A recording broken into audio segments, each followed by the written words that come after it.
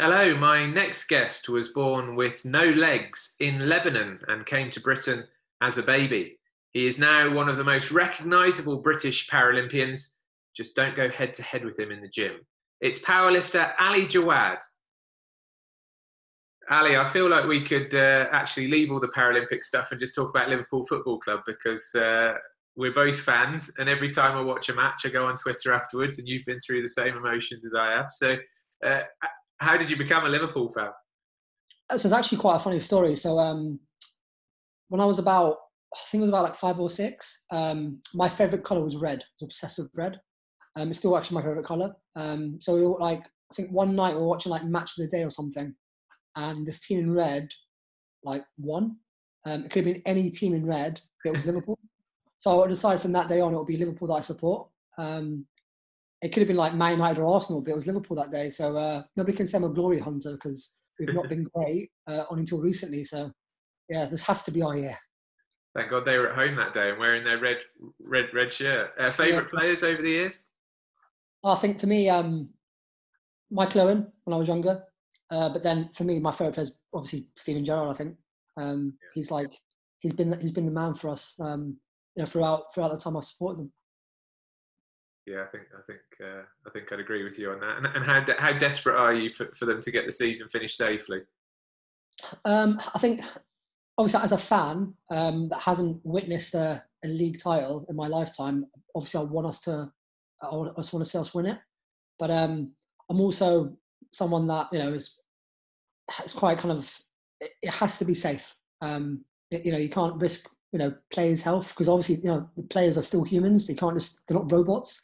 And the way it's been talked about, it's like, well, that's what they are. That's how it's been perceived. And I think they are athletes like we are, and you have to make sure they're safe. And also as well, like, does it mean as much if there's nobody there? I don't know. I'd rather be there watching them and actually seeing it for myself. But if we're good enough to win it next season, like, I'm all for that too. So there's optimism. There's an athlete talking. So how's lockdown treating you?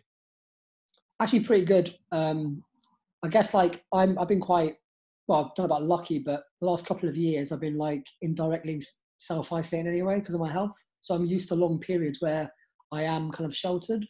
This is obviously more intense, but I'm kind of used to it. So for me, it's actually nothing's really changed that much, really. So does the Crohn's disease make you higher risk? Are there certain things you're having to do and having not to do during this period?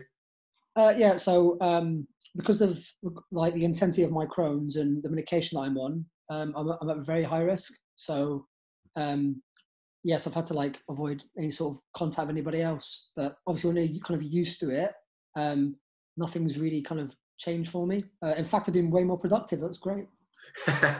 and obviously diet is always important to you.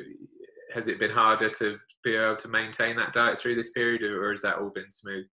Oh no, so I've the last couple of years I've always had this thing where I've always got 6 weeks of food in the house just in case. So like I always kind of plan way ahead.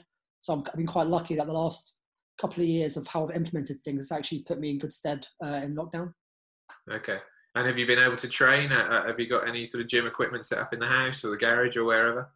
Yeah, so I've converted my living room into like a gym, like a mini gym. So I've been lucky that I've got all the equipment that I could need during this time to actually probably like come out of it hopefully in the best shape I've been for a while. Obviously, I've not been in great shape since Rio, so I'm using this period to really come out of it in the best shape I can possibly be. You won a silver in Rio, 4th at London 2012. How much? Well, actually, can you quantify how much would you have to improve to get on that top step of the podium? I think right now I probably would need another 25-30 kilo to win it. Unless my main rival makes a huge mistake. But he's so good. But he is susceptible. I think technically I'm better, but he's just so strong. So for me, I have to hope that I come in the best shape I can possibly be and kind of capitalize on any mistakes he makes. But it's quite rare, so I have to be in the best shape I can. And what was your reaction when the year postponement came through? Well, to be honest, I had some mixed emotions because of my Crohn's situation. The treatment for my Crohn's that I've delayed the last couple of years, the deadline was actually next year. So I thought any more than a year like postponement, and it means I probably won't go to the games. And then obviously when the postponement got announced, my trial also got postponed as well, which meant that actually is business as usual for me. I can carry on. But yeah, at the time of the postponement, I thought actually that's it. That's my career gone because I need treatment. So, but luckily for me, it's been postponed too. So yeah, I still got a shot. I'm still hanging in there. I was at your powerlifting finals in London, and also I was there in Glasgow Oh when yeah, you won your bronze medal in the Commonwealth Games. I think people who've not been to a powerlifting or weightlifting in the Olympics competition, I don't think they realise what an incredible atmosphere it is at those two sports.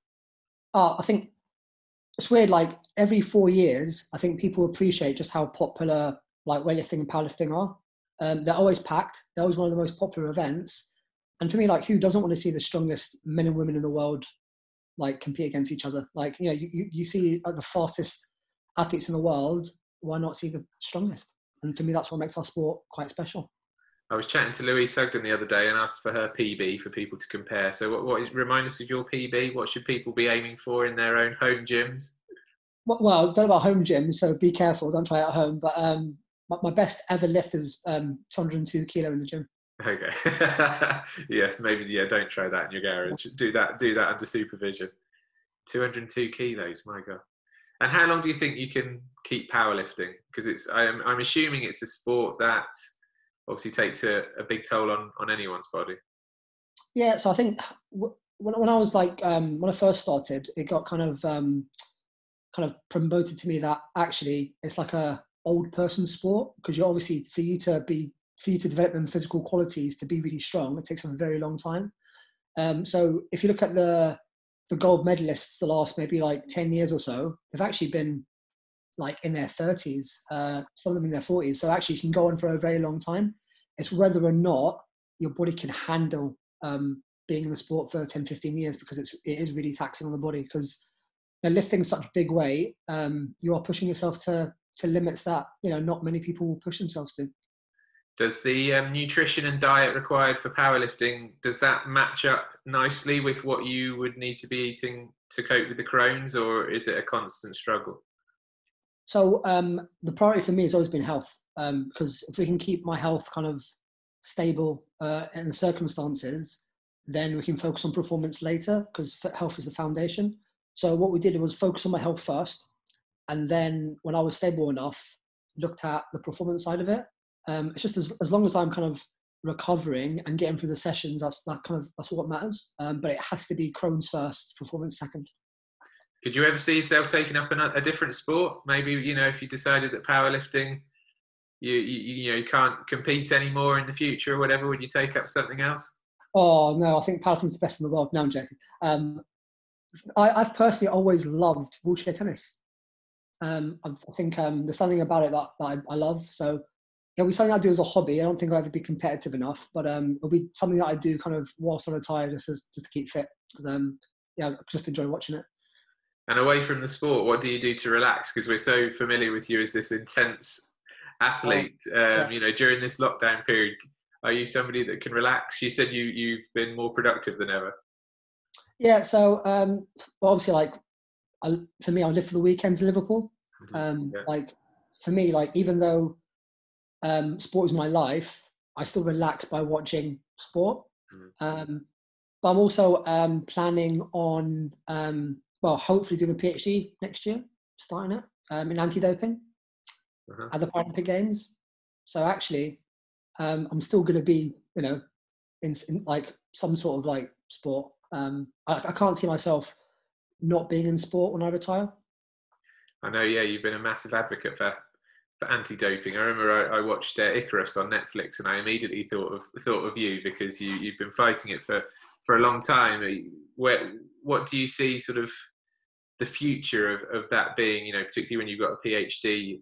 under your belt, do you see that as something you would try and get into in some kind of official capacity? Yeah, I think for me, the main things is that having athlete representation, and actually getting an athlete vote on the top table when decisions have to be made on behalf of the athletes. And right now that doesn't happen. Also as well, when it comes to like parasport, I'd like to get classification manipulation into the code to make sure that actually you do get the bans aligned to the anti-doping sanctions. I feel like if it's in the code, it might be a deterrent. That's what I want to push for the next couple of years, and that's what I'm going to do in the PhD. Because I feel like if I can gather enough data from the athletes, see what they want, if that can be presented to the IPC, they might consider it in the future. That's the hope anyway. That's a fascinating topic, and it'll be really interesting to see how you get on with that. So for yourself, lockdown's probably going to go on a little bit longer than the average person. Is that right? Yeah, I think I'm looking at like maybe the middle of June or maybe the end of June. And the issue is that if the gyms do reopen, because I'm so high risk, I'll probably be phased in as well. So actually my lockdown could be quite a long time. Well, listen, we wish you well. It's good to see you doing well, and take care. And thank you very much for making the time for me, Ali.